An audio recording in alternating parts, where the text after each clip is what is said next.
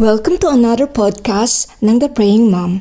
Pag-usapan natin ngayon ang patungkol sa fall season o taglagas. Ito ang pinakapaborito kong season sa Amerika, yung fall season. Yung mga birding dahon ay nagiging kulay orange, pula, burgundy at dilaw. Marami mga tao sa Amerika ang nagtatravel pa sa malalayong lugar para lang makita, mapanood at pagmasdan ang nagagandahang kulay ng mga dahon. Pero ito ay pansamantala lamang dahil pagkatapos sa pagdaan ng araw, nalalagas naman ang mga dahon at nalalaglag ito sa mga lupa at nagiging kalbo ang mga puno. Yung klima nagbabago din, nagiging mahangin at malamig, tanda ng papalapit na winter. Mahirap makita ang sintomas o senyales ng taglagas. Sa pag-aasawa, mahirap makita ang sintomas o senyales ng fall season. Kasi kung titignan mo ang panglabas, masaya sila, pinupuri ng mga tao, sinasabi ng mga tao ang sweet ninyong mag-asawa, nagmamahalan at perpekto ang kanilang pamilya. Ngunit kung titignan mong mabuti ng malapitan, makikita mo yung maliliit na crack na nalalaglag na pala unti-unti ang mga dahon at nalalamig na ang kanilang pagsasama. We need to pay attention to our marriage at dapat nating malaman na ang panahon ng taglagas ay babala na papunta na sa panahon ng taglamig ang inyong pag-aasawa. So ano-ano nga ba ang mga sintomas at palatandaan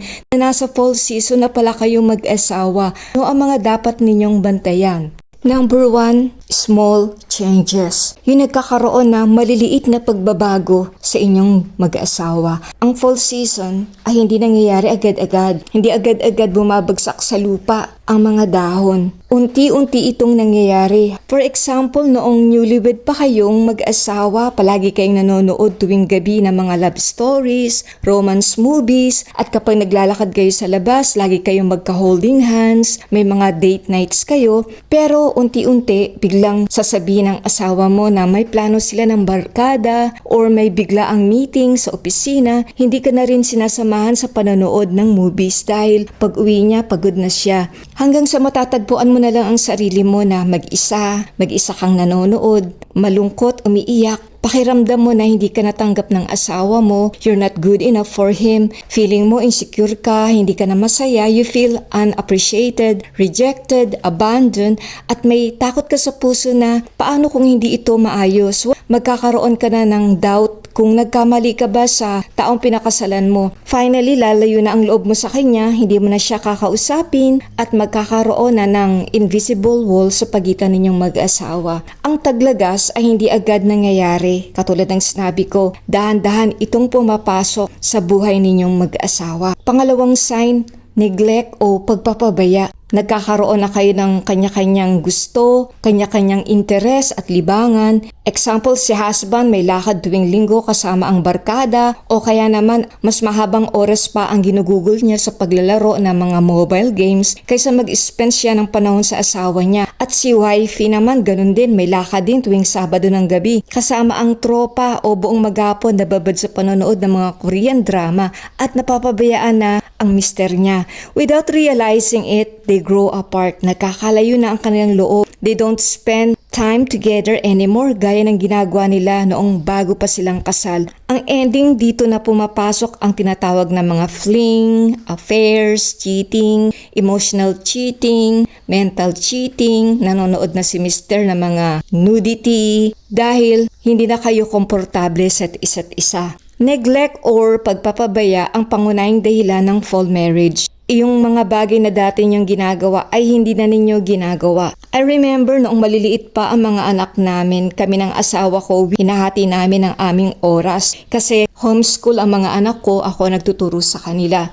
At pagkatapos ng pag-aaral, inaasikaso ko ang bahay, naglilinis, nagluluto bago dumating ang asawa ko. May oras kami para sa mga anak namin. May tinatawag kaming Daddy and Sunday. Ang asawa ko at anak naming lalaki lumalabas, nanonood ng sine, kumakain sa labas. Meron din kaming Daddy and Daughter Day na kung saan ipapasyal ng asawa ko ang anak naming babae. Meron naman kaming tinatawag na Mommy and Son Day at Mommy and Daughter Day. At meron din kaming tinatawag na Daddy and Mommy Date Night na kaming dalawa lang ng asawa ko ang manonood ng sine, kakain sa labas at magbabanding. We need to be consistent. Kailangan maging consistent kayo ng asawa nyo. Mag-stick kayo sa inyong mga plano, Schedule ninyo ito at wag pa bago-bago. Alam ko na hindi madali ito, lalong-lalo na kapag maliliit pa ang mga bata or kung may trabahong pareho ang nanay at tatay. Ang goal natin dito, gusto mo na maging maayos, maging healthy ang relasyon ninyong mag-asawa.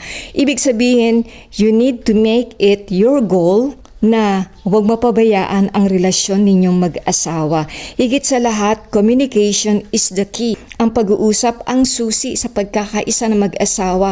Kung nararamdaman mo na may problema, mag-usap kayo agad. Huwag na ipagpabukas pa. Maging bukas ka, maging open and transparent ka. Huwag itatago sa asawa ang iyong saloobin. Work together as a team. Make time, maglaan ng oras para sa isa't isa. Have fun together. Maglibang kayong dalawa para mas maging close kayo sa isa't isa. Ayusin ang mga issue, huwag magpatay mali siya.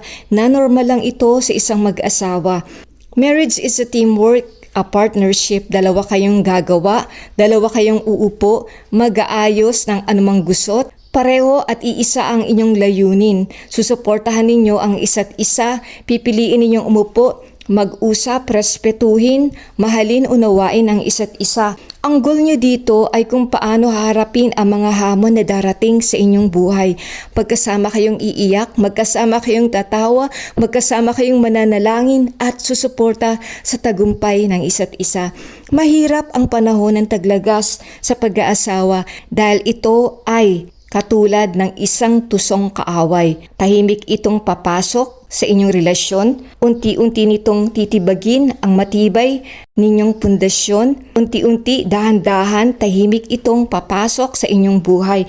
At kung hindi ka magbabantay, hindi ka magiging aware, at kung hindi mo seseryosohin ang nangyayari sa inyong mag-asawa, isang araw magigising ka na lang na walay na pala kayong mag-asawa dahil hindi mo iningatan ang inyong pagsasama. The Praying Mom, there's power when you pray.